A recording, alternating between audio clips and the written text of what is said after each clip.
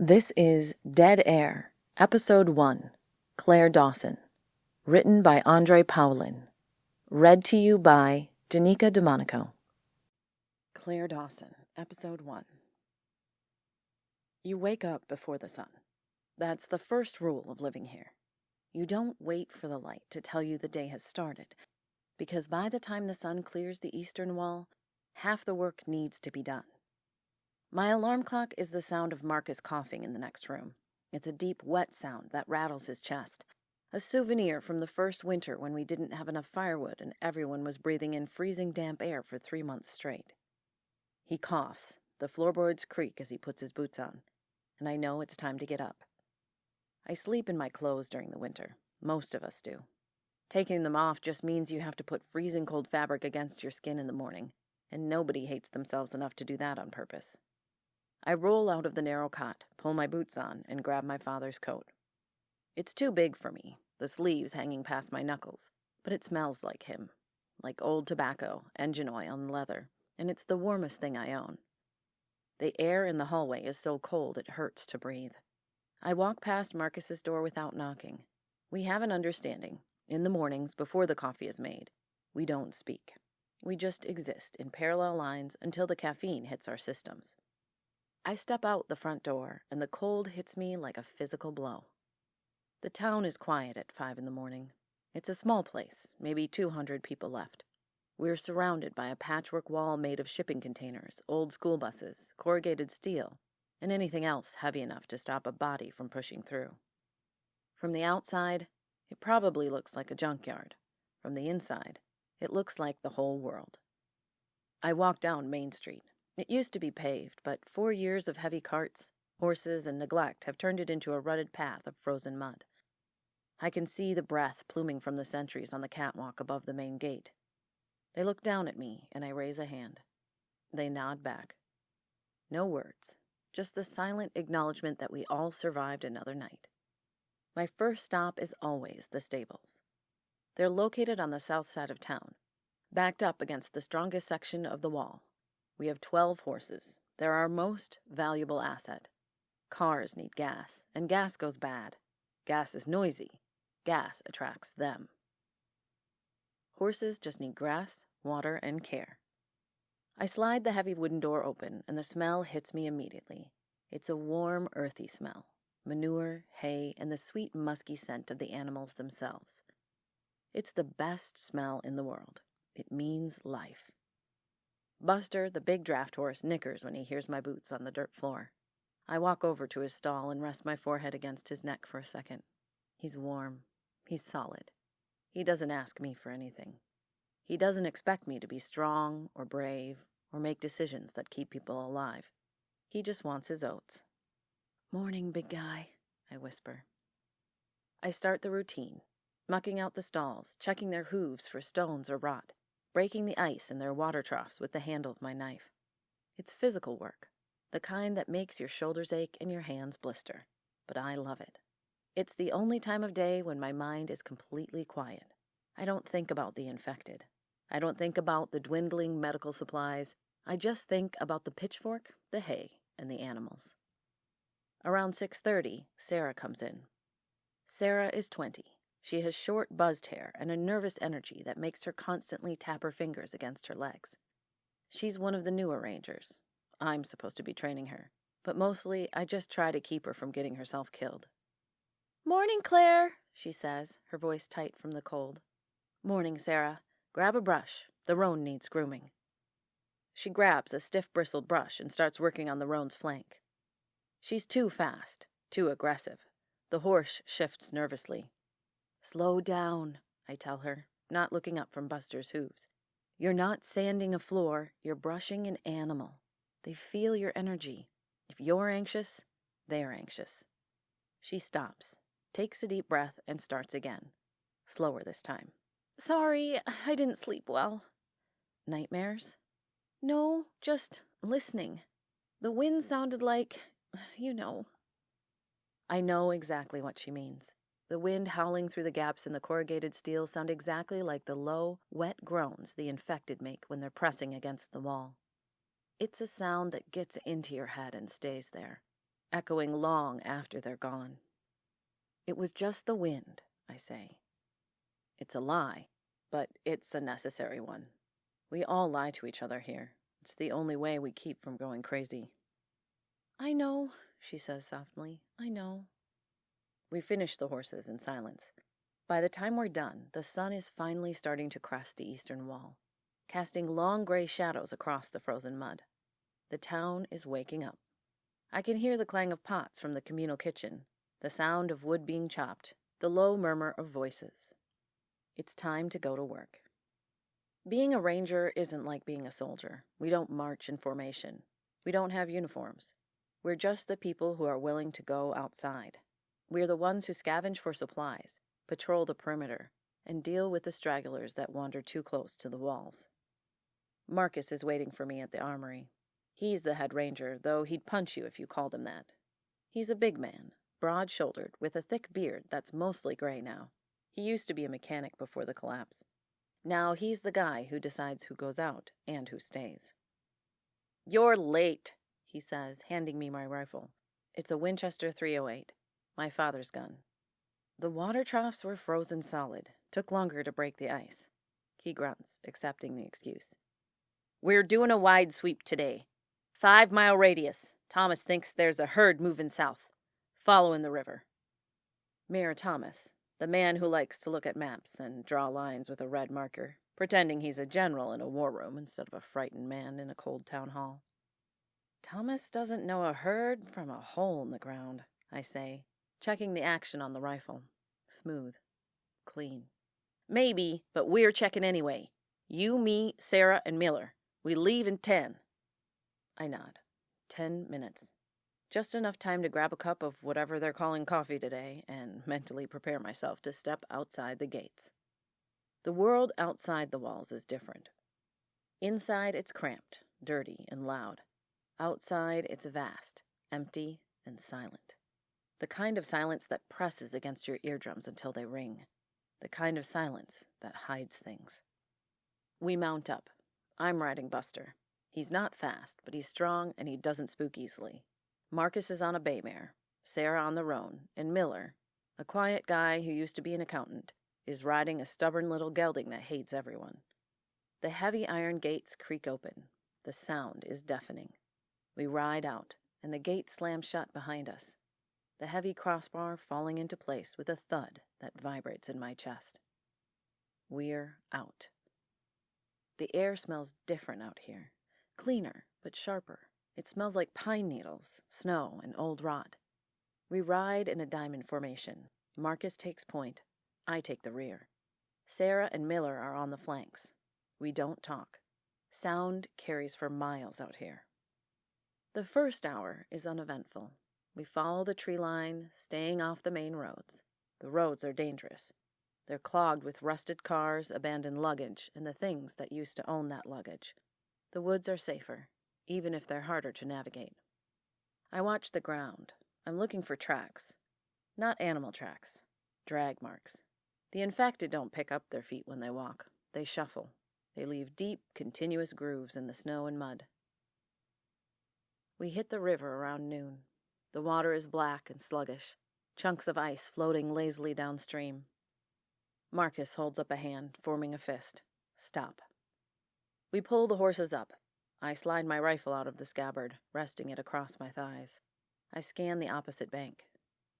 At first, I don't see anything, just bare trees and gray rocks. Then, movement.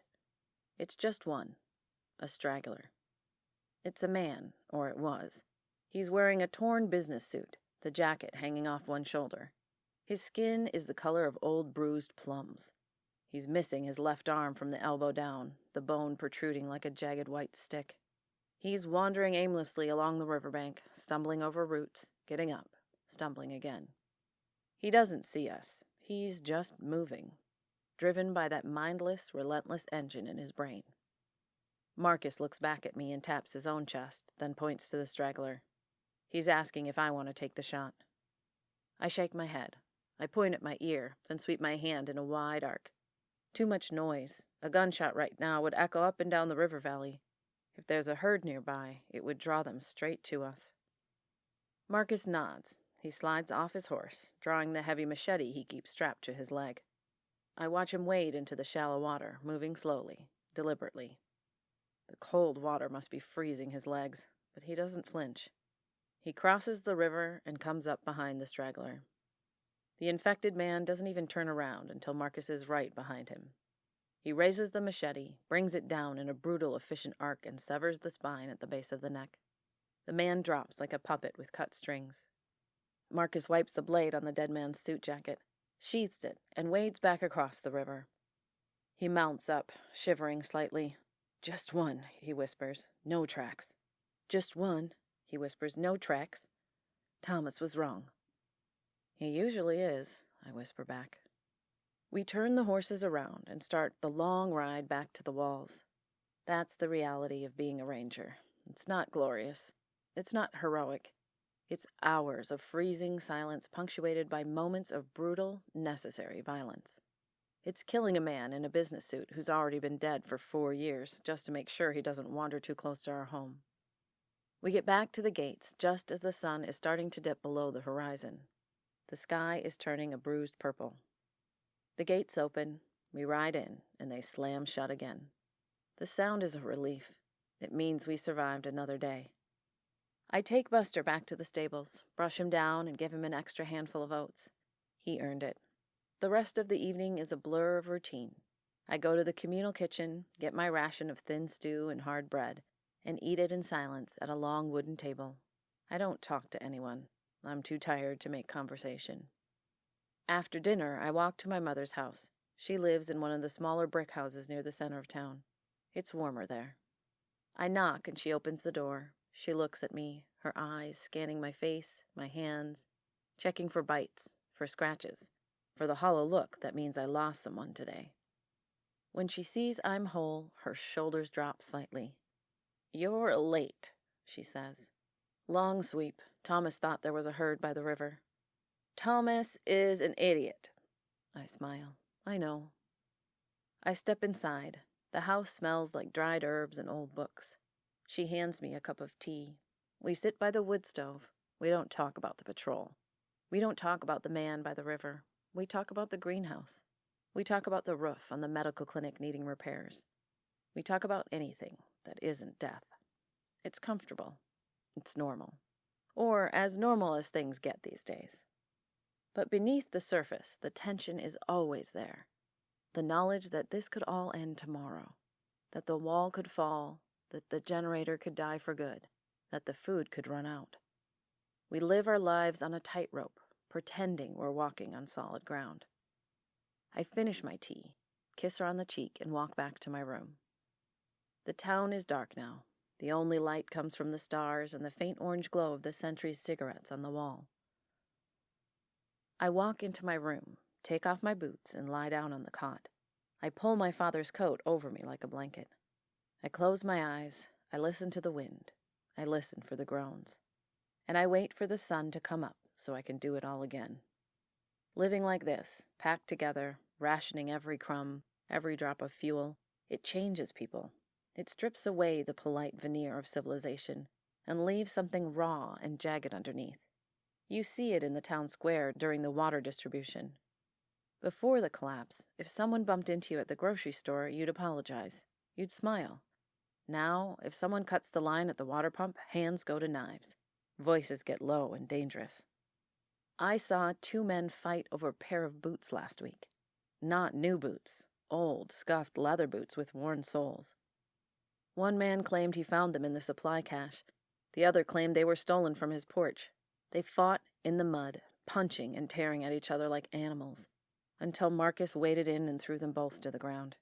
He didn't yell. He just took the boots, pulled out his knife, and cut them in half, sliced right through the leather, ruining them completely. He threw the pieces in the mud and walked away. Nobody fought over boots after that, but the anger didn't go away. It just simmered, pushed down deep, waiting for the next excuse to boil over. The town council is supposed to handle these things. They meet in the old elementary school gym, sitting at folding tables, looking at ledgers and making decisions about our lives. I hate council meetings. Mayor Thomas presides over them. He was a regional manager for a logistics company before the world ended. He thinks survival is a spreadsheet. He thinks if you just balance the numbers, calories in, calories out, bullets fired, fuel burned, everything will be fine. He doesn't understand that survival isn't math. It's blood. It's sweat. It's the sheer stubborn refusal to die. I was at the meeting when they discussed the medical supplies. Dr. Eris, our only real doctor, stood up. He's a small, nervous man with thick glasses that are taped together at the bridge. He looked at his notes and said, "We're out of broad-spectrum antibiotics. We have enough painkillers for maybe 2 severe injuries. The pediatric fever reducers are gone." The room went dead silent. Thomas looked at his spreadsheet. "We'll need to send a team to Millfield, the hospital there." "The hospital in Millfield is a death trap," Marcus interrupted. He didn't stand up. He just leaned back in his chair, his voice a low rumble. "We lost 3 people trying to clear the lobby last year. The basement is flooded, and the upper floors are packed with the infected." "We need the supplies, Marcus," Thomas said, using his manager voice, reasonable, condescending. "Without antibiotics, a simple scratch can be fatal." "I'm not sending my people into that hospital," Marcus said. "It's not your decision." "It is when I'm the one who has to write the letters to their families." I watched them argue. It was the same argument they've had a dozen times. The pragmatist versus the protector. The man who looks at the big picture versus the man who looks at the faces of the people he's sending to die. "We have to take risks," Thomas said, his face flushing. "If we don't, we'll slowly rot from the inside out." "There's taking risks and there's suicide," Marcus shot back. I didn't say anything. I just sat there, listening to the wind rattle the windows of the gym, thinking about the straggler by the river. Thinking about how easy it is to become one of them. Just one mistake, one moment of hesitation. In the end, they compromised. They always do. They decided to send a small scouting party to a pharmacy in a neighboring town. A smaller target, but less likely to be completely overrun. I volunteered to lead it. Marcus looked at me, his jaw tight, but he didn't argue. He knows I'm the best tracker we have. He knows I don't take unnecessary risks. The scouting party leaves tomorrow.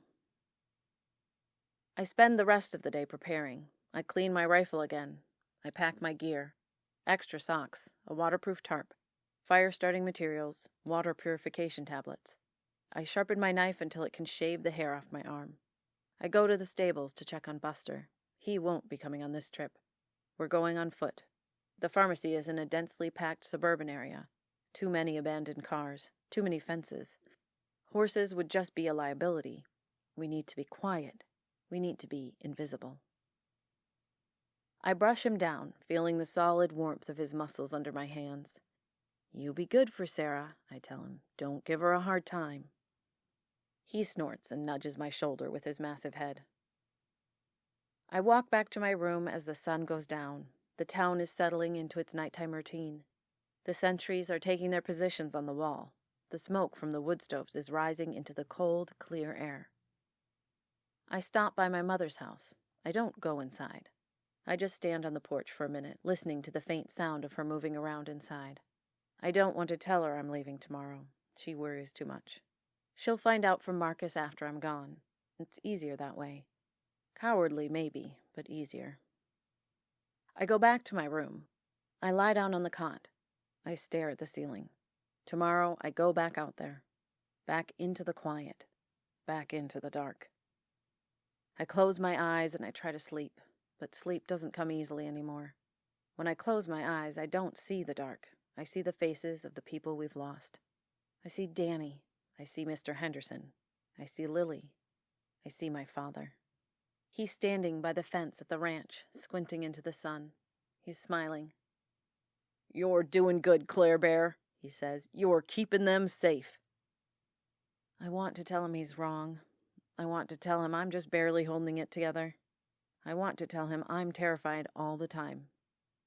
But I don't. I just watch him smile until the image fades and the reality of the cold, dark room settles back over me. The scouting mission was supposed to be simple, in and out. No heroics. We left before dawn, just me, Miller, and a kid named Toby who's good with locks. We moved fast, staying off the roads, cutting through the woods and the backyards of abandoned subdivisions. The silence out there is different from the silence inside the walls. Inside, the silence is just the absence of noise. Outside, the silence feels heavy. It feels like it's waiting for you to make a mistake. We reached the pharmacy around noon. It was in a small strip mall that had been picked clean years ago, but Marcus had a theory that the basement storage might have been overlooked. The front windows were smashed, the glass glittering on the pavement like ice. We slipped inside. The smell of old dust, mildew, and dried blood hit us immediately. I took point, sweeping the aisles with my rifle raised. Miller covered the rear. Toby went straight for the heavy metal door at the back that led to the basement. "It's locked," Toby whispered, pulling a set of picks from his pocket. "Give me a minute." Miller and I stood guard. I watched the street through the broken windows. Nothing moved. Not a bird, not a stray dog, just the wind blowing trash across the asphalt. "Got it," Toby breathed. The heavy door clicked and swung open with a loud groan of unoiled hinges. We froze. We waited. We listened. Nothing. I clicked on my flashlight. The beam cut through the darkness, illuminating a steep set of concrete stairs. "I'll go first," I whispered. "Miller, watch the door. Toby, stay close to me." We went down. The air in the basement was thick and stale. My flashlight beam swept across metal shelving units. Most of them were empty, but in the far corner, behind a stack of rotting cardboard boxes, I saw them. Plastic bins, untouched. Toby hurried over and popped the lid off the first one. "Bingo," he breathed. "Antibiotics, painkillers, bandages. It's all here." We started stuffing our packs. We moved fast, our hands shaking slightly with adrenaline. This was a massive haul. This was enough to keep the clinic running for 6 months. We were almost done when we heard it. A sound from upstairs. Not the wind. A shuffle. A drag. Miller's face appeared at the top of the stairs, pale in the dim light. "We've got company," he hissed. "A small group, maybe 10 of them. They wandered into the parking lot." I grabbed Toby's shoulder. "Zip your pack. We're leaving." We hurried up the stairs. I peeked around the doorframe into the main store. Miller was right. There were about 10 infected moving slowly across the parking lot, heading toward the broken windows. They hadn't seen us yet, but they were drawn by the open door or the scent of us. "Out the back," I whispered. We moved toward the rear exit. It was a heavy steel fire door. I pushed the crash bar. It didn't budge. I pushed harder. Nothing. It was rusted shut or barricaded from the outside. "It's stuck," I said, my heart starting to hammer against my ribs. I looked back at the front of the store. The first infected was stepping through the broken window, its ruined shoes crunching on the glass. "Up the roof access," Miller said, pointing to a metal ladder bolted to the wall near the bathrooms. We ran for the ladder. Toby went first, scrambling up like a monkey. He hit the roof hatch, shoved it open, and pulled himself out. Miller went next. I was halfway up the ladder when the infected spotted us. They didn't yell. They didn't run. They just turned their dead eyes toward me and started shuffling faster, their hands reaching out, their jaws snapping slightly, their jaws snapping silently. "Come on, clear!" Miller yelled from the roof, reaching down through the hatch. I scrambled up the last few rungs, grabbed his hand, and he hauled me onto the tar paper roof. I slammed the heavy metal hatch shut just as I heard the wet thud of bodies hitting the ladder below. I threw the deadbolt, locking it. We lay on the roof, panting, the cold wind biting into our sweat-soaked clothes. "That was close," Toby gasped, clutching his pack full of medicine. "Too close," I said, sitting up and checking my rifle. We looked over the edge of the roof. The infected were milling around the front of the store, confused, waiting. More were coming out of the woods, drawn by the sudden movement. "We can't stay up here," Miller said. "It'll be dark in a few hours, and it's going to freeze." I looked around. The strip mall was connected to a series of other flat roofs, leading toward a residential neighborhood. "We jump the gaps," I said, pointing. "We stay on the roofs until we clear the mall. Then we drop down into the backyards and run for the tree line." It was a risky plan, but it was our only option. We moved across the roofs, leaping over the narrow alleys between the buildings. My legs burned, my lungs ached, but we didn't stop. We couldn't stop. We reached the end of the commercial block. Below us was a tall wooden fence enclosing a backyard. "Drop down," I ordered. "Bend your knees when you hit." We dropped. The impact jarred my teeth, but nothing broke. We scrambled over the fence, cut through the yard, and sprinted for the woods. We didn't look back. We just ran until my chest felt like it was full of broken glass, and my legs refused to carry me any further. When we finally stopped, we were deep in the woods, miles from the pharmacy. The sun was setting, casting long, bloody shadows through the trees. We collapsed against a large oak tree, gasping for air. Toby patted his pack. "We got it, though. We got the meds." I looked at him, his young face flushed with adrenaline and pride. He felt like a hero. He felt invincible. "Yeah," I said softly, "we got it." We walked the rest of the way back to the town in the dark, navigating by the stars in memory. When we finally saw the silhouette of the walls against the night sky, I felt a wave of relief so profound it almost knocked me over. The gates opened. We walked in. Marcus was waiting. He saw the bulging packs, and a rare, genuine smile broke across his face. He clapped Toby on the shoulder. "Good job, kid." He looked at me. "Any trouble?" "A little," I said, "but we're here." I handed over my pack, went straight to the stables, checked on Buster, and then went to my room. I didn't go to my mother's house. I didn't want her to see the exhaustion in my eyes. I didn't want her to know how close we came to not coming back. I took off my boots, lay down on the cot, and stared at the ceiling.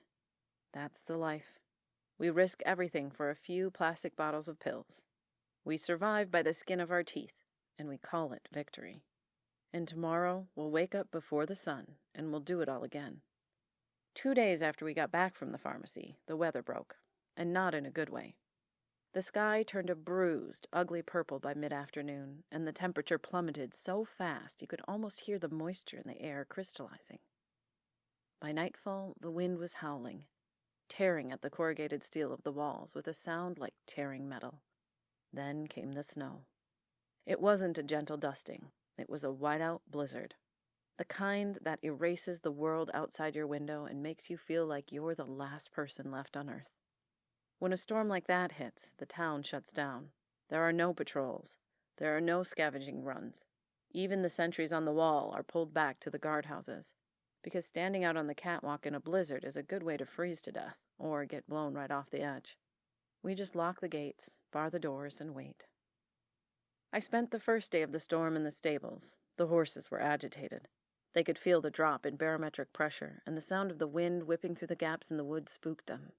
I spent hours walking up and down the aisle, talking to them in a low, steady voice, letting them smell my hands, feeding them extra oats just to keep them occupied.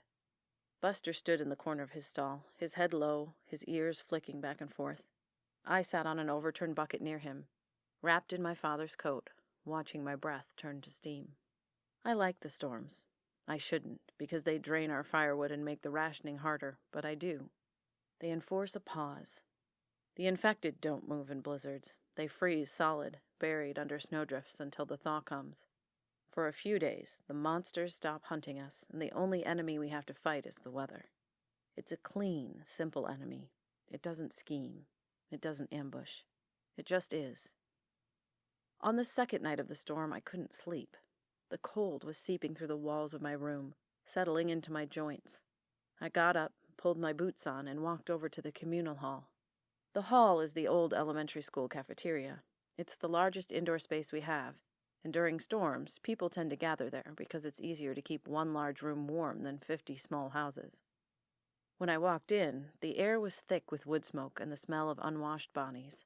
There were maybe 50 people huddled around 3 cast-iron stoves we'd salvaged and vented through the roof. People were sleeping on cots, playing cards by lantern light, or just staring into the flames.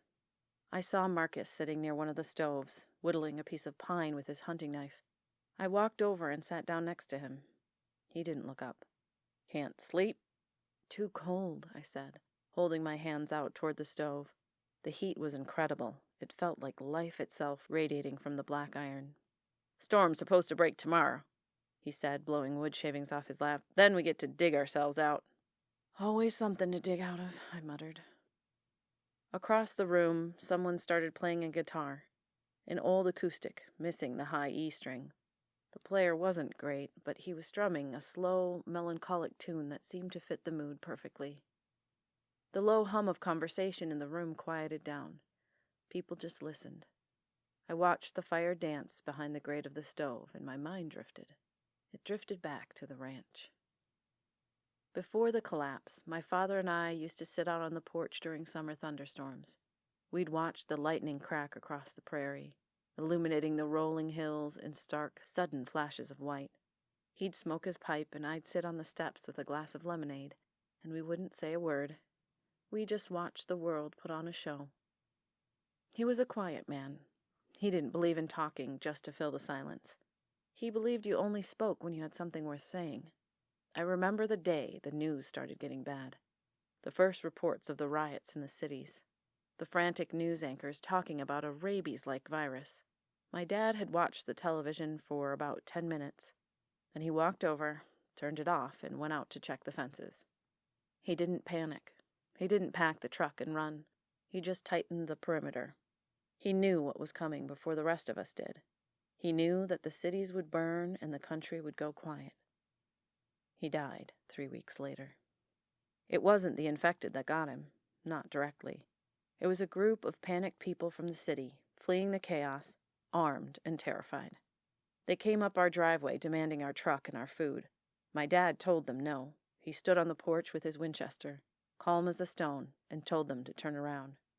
One of them panicked. A kid, really, maybe 19 years old. He had a hunting rifle, and his hands were shaking so badly he could barely hold it. He pulled the trigger. The bullet hit my dad in the chest. He fell backward onto the porch. I was in the barn. I heard the shot, grabbed my own rifle, and ran out. I shot the kid who killed my father. I didn't even think about it. I just raised the rifle, sighted on his chest, and pulled the trigger. The rest of them ran. I spent the next 2 hours sitting on the porch, holding my father's hand while he bled to death. He couldn't speak. The bullet had hit his lung. He just looked at me, his eyes wide and scared, until the light faded out of them. I buried him the next day. Then my mother and I packed the truck and drove until we found this town. I looked down at my hands. They're rough, calloused, scarred from rope burns and knife slips. They don't look like the hands of a 29-year-old woman. They look like the hands of someone who has dug too many graves. "You're a million miles away," Marcus said softly, his knife still carving rhythmic curls out of the pine wood. I blinked, pulling myself back to the smoky cafeteria. The sound of the missing string guitar and the heat of the stove. "Just thinking about the snow," I lied. Marcus stopped whittling. He looked at me, his dark eyes catching the firelight. He knows me too well. He knows I'm lying. But he also knows better than to push. "It'll melt," he said. "It always does." I nodded. "Yeah, it always does." I stayed by the fire for another hour, letting the heat soak into my bones before I walked back out into the freezing hallway and went to my room. The storm broke the next morning, just like Marcus said it would. The town was buried under 3 feet of snow. The drifts against the eastern wall were so high you could almost walk right over the barricade. The entire community turned out to shovel. We used real shovels, pieces of plywood, old baking sheets, anything we could find to move the snow. We cleared the main street, dug out the gates, and pushed the drifts away from the walls. It was exhausting, back-breaking work, but nobody complained. The sun was out, glaring off the pristine white snow, and for a few hours, the town actually felt alive. People were laughing. Kids were throwing snowballs. For a brief, fleeting moment, it felt like a normal winter day in a normal town. I was helping clear the path to the medical clinic when Sarah walked up to me. Her cheeks were red from the cold, and she was panting heavily. "Claire," she said, leaning on her shovel, "Miller found something on the south perimeter. You should come look." The brief moment of normalcy shattered. The smile faded from my face. "What is it?" "Just come look," she said, her voice tight. I dropped my shovel and followed her toward the south wall. Miller was standing near the guardhouse, looking down at the snow near the base of the corrugated steel. When I walked up, he pointed. There were tracks. Not the shuffling, dragging grooves of the infected. These were boot prints. Clean, deliberate boot prints. Someone had walked right up to the wall, paced back and forth for about 20 yards, and then walked away, heading back to the tree line. "When did this happen?" I asked, kneeling down to examine the prints. They were fresh. The edges were sharp, not blurred by the wind. "Sometime after the snow stopped," Miller said. "Maybe an hour ago." I stood up, my heart starting to beat a little faster. The infected don't pace. They don't examine defenses. They just push until something breaks. "Someone was watching us," Sarah said, her voice trembling slightly. "Scouting the town." I looked out at the tree line. The woods were silent, heavy with snow, but they didn't feel empty anymore. They felt like they were hiding something much worse than the dead. "Don't tell anyone else," I told Miller and Sarah. "We don't need panic. Not right now." "What do we do?" Miller asked. "We double the watch," I said, my hand instinctively dropping to the handle of the knife on my belt. "And we wait." I walked back toward the center of town. Kids were still throwing snowballs. The people were still laughing as they shuffled. They didn't know that the world outside the walls had just gotten a little more complicated. I went to my room, locked the door, and sat down on the edge of my cot. I looked at the stolen digital recorder sitting on the small wooden table. I picked it up. I pressed the red button. Between the patrols and the stables, there are chores. Everyone works. There are no free rides inside the walls. If you can walk, you work. If you can't walk, you sew, or you repair tools, or you sort seeds. My mother sorts seeds. She works in the greenhouse, which is arguably the most important building in the entire town. It's built against the south-facing wall of the old middle school, constructed out of salvaged 2x4s, PVC pipes, and hundreds of mismatched window panes we scavenged from abandoned houses. It looks like a giant, fragile glass lung breathing for the whole community. I try to visit her there at least a few times a week. Walking into the greenhouse in the middle of winter is a shock to the system. Outside, the air is sharp and dry enough to crack your lips. Inside, it's humid. The smell of damp earth growing green things, and compost is so thick you can almost taste it. We keep 2 small wood stoves burning in there constantly to keep the temperature above freezing, and the condensation drips constantly from the glass ceiling. I found her there on a Tuesday afternoon, kneeling in the dirt, her hands buried in a planter box of winter kale. "You're going to ruin your knees," I said, leaning against the wooden frame of the door. She didn't look up. "My knees were ruined 10 years ago, Claire. Now they just complain louder." I walked over and crouched beside her. The greenhouse is her sanctuary. Before the collapse, she was a high school history teacher. She knew dates, wars, and treaties. She didn't know the first thing about nitrogen levels in soil or how to propagate potatoes from eyes, but she learned. She had to. We all had to become something else. "How's the yield looking?" I asked, looking at the sparse, tough-looking leaves of kale. "It's surviving," she said, carefully plucking a dead leaf and tossing it into a compost bucket. "Surviving isn't thriving, but it'll keep us from getting scurvy. The root vegetables are doing better. The carrots we planted in October should be ready to pull next week." "Thomas wants to cut the rations again," I told her. I shouldn't have. It's not official yet, but keeping secrets from her feels wrong. Her hands stopped moving. She sat back on her heels, wiping a smudge of dirt from her forehead with the back of her wrist. "By how much?" 10%. He says the hunting parties haven't brought in enough meat to stretch the stew, and if we don't conserve the grain, we'll run out before the spring planting. She let out a long, slow breath. The humidity in the room made her gray hair stick to her temples. 10%? People are already going to bed hungry, Claire. If we cut it again, they'll start getting weak. If they get weak, they get sick, and we don't have the medicine to treat sick. "I know," I said. "Marcus fought him on it, but the ledger doesn't lie. We're eating more than we're producing." She looked around the greenhouse. It's packed tight. Every square inch of space is utilized. We have hanging baskets made from old tires, vertical planters made from PVC pipes, even a small hydroponic setup that Miller built using a scavenged fish tank pump and a car battery. But it's not enough. You can't feed 200 people on a quarter-acre of indoor farming. "I'll talk to Eris," she said quietly. "See if we can start mixing more pine needle tea into the daily distribution. It's bitter as hell, but it has vitamin C. It might help stave off the worst of the fatigue." "You do what you can," I said, putting a hand on her shoulder. She looked at me, really looked at me, her eyes sharp and clear despite the dirt and exhaustion. "You're going out again soon, aren't you?" Mothers always know, even when you don't say a word. "Tomorrow," I admitted. "Just a short scouting run.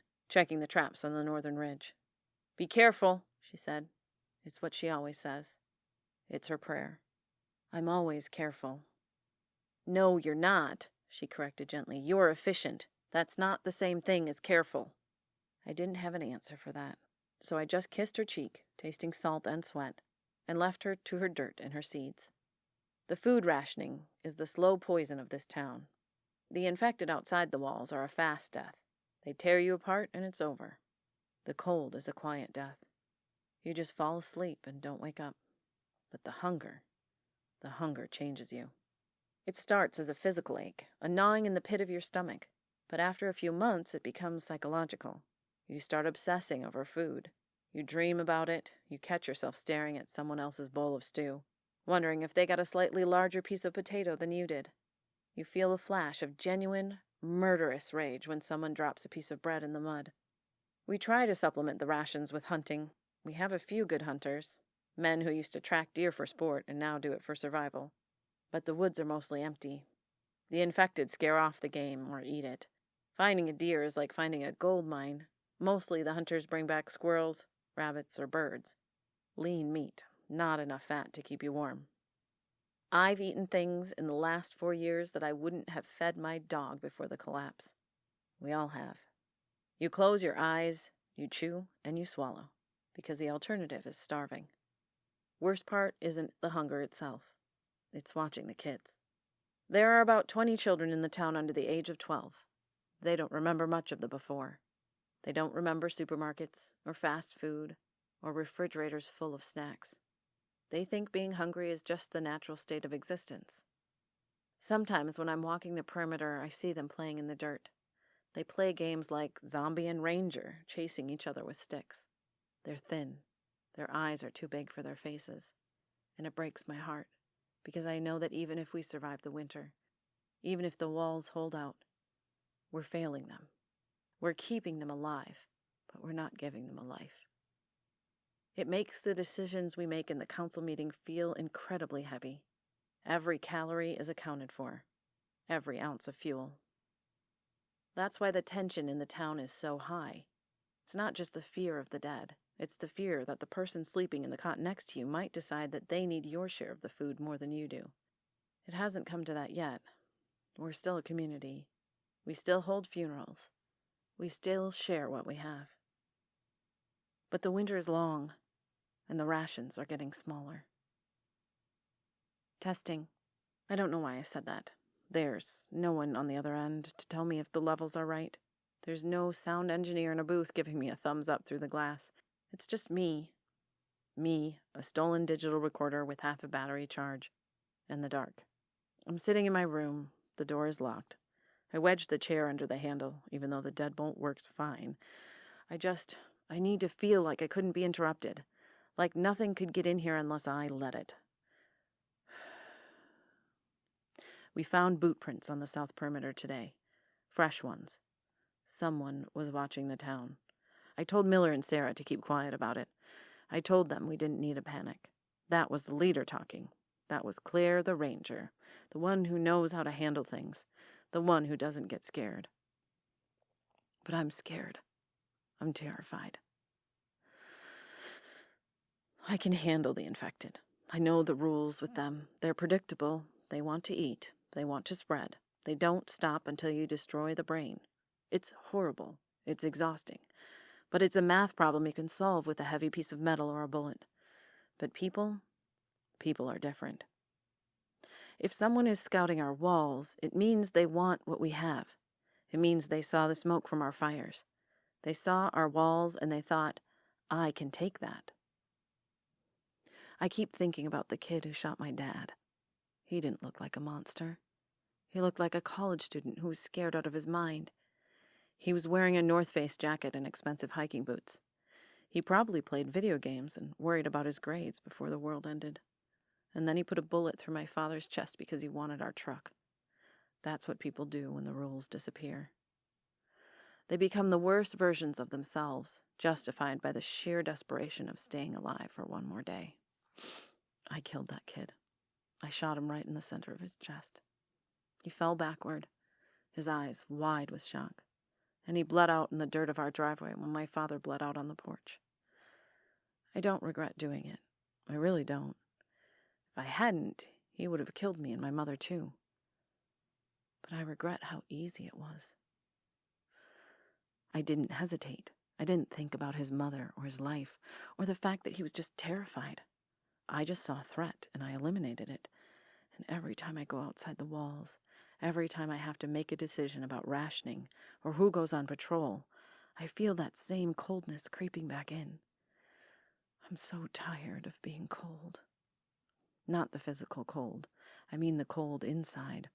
A part of me that looks at Mayor Thomas and calculates how much food we'd save if he died. A part of me that looks at Sarah's shaking hands and wonders if she's going to be a liability in a fight. I'm supposed to be the strong one. Marcus relies on me. My mother relies on me. The town relies on me. They look at me and they see someone who has it all figured out. They see the woman who rode back from the pharmacy with a pack full of antibiotics and didn't even look tired. They don't see me lying awake at night, staring at the ceiling, wondering if I'm losing my humanity one day at a time.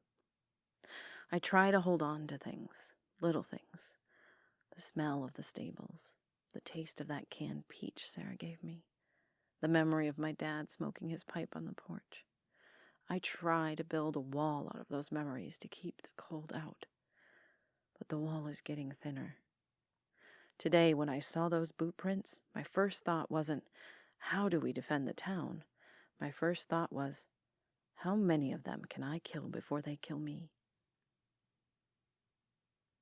I don't want to be a killer. I just want to be Claire. I want to ride my horse and complain about the winter and drink lemonade on a porch. But Claire died on that driveway 4 years ago. The person sitting in this room, talking into this recorder, I don't know who she is anymore. I'm just a ghost, haunting my own life, pretending to be alive because the people around me need me to be.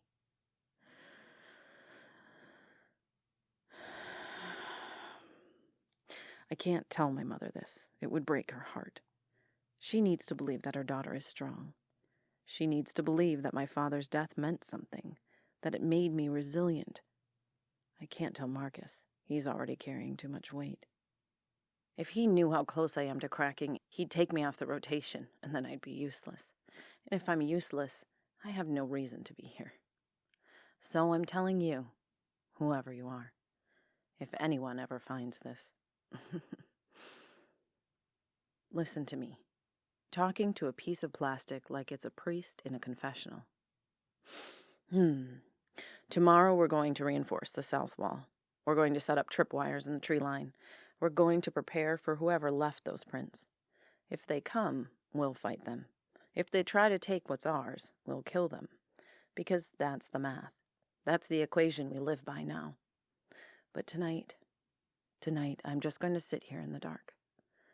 I'm going to listen to the wind. And I'm going to try to remember what fresh peaches smell like.